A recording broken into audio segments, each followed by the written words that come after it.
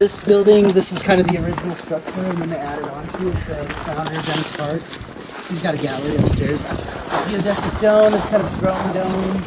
It was one of the first like newer structures to be raised in this like modern state of this town.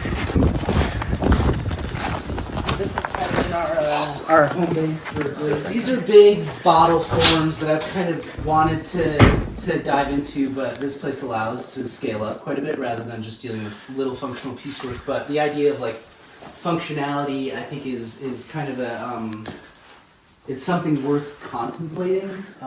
So sizing up, making forms that they still have functionality in their essence, but they're sculptural. So they're kind of in those two worlds of functional and sculptural, which is like.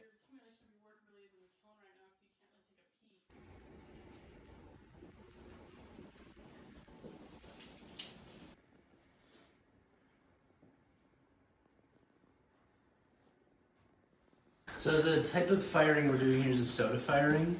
It's an atmospheric high fire firing. We're going up to cone 10.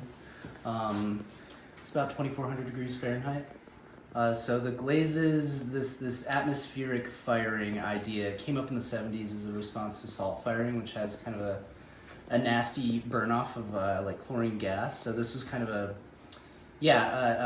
cultural response to that. So anyways, it's pretty fascinating how you're introducing soda ash and sodium bicarbonate, and it enters the kiln and volatilizes, and it spreads around. So it's really turbulent inside of the kiln. There's a lot of flame paths, and then this additional element of soda that you can get a lot of variation from one side of a piece to another. And a couple electric kilns just for bisque firing, so that's just like cone 05, like 1,800 degrees Fahrenheit, and it's just the initial step in the firing process to vitrify a piece before you glaze it. This will be my third year out here, 2 years as a instructor. That I'm still learning a lot. I was working with graphic design for about 7 years, and AI kind of just like consumed my job, so I decided to go back to my passion roots out here.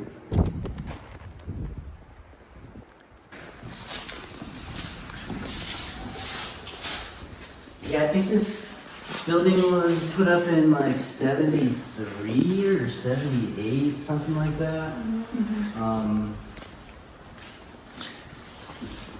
We've been running these 2-week workshops where it's just like a week straight of between 3 and 8 people kind of crammed in this room making stuff. Pigs here, so this kiln, which is kind of a relic now, was fired using that technique. It's now kind of modernized, and we're using propane. We kicked it on Sunday evening. We candled it, so we kind of sit below boiling temperature. Here is take that mirror, and you can kind of reflect it, so you can see in there, and you can kind of get in it.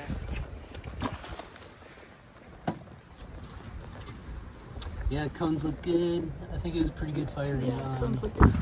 Yeah, it's been exciting though. It's loud. We have these industrial burners. There's 4 of them, and it's quite the rumble. It sounds like a jet engine down here.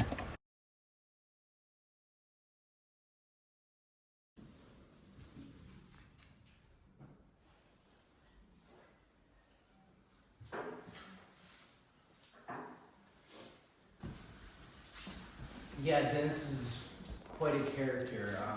Still learning a lot about him, hearing a lot of really great stories.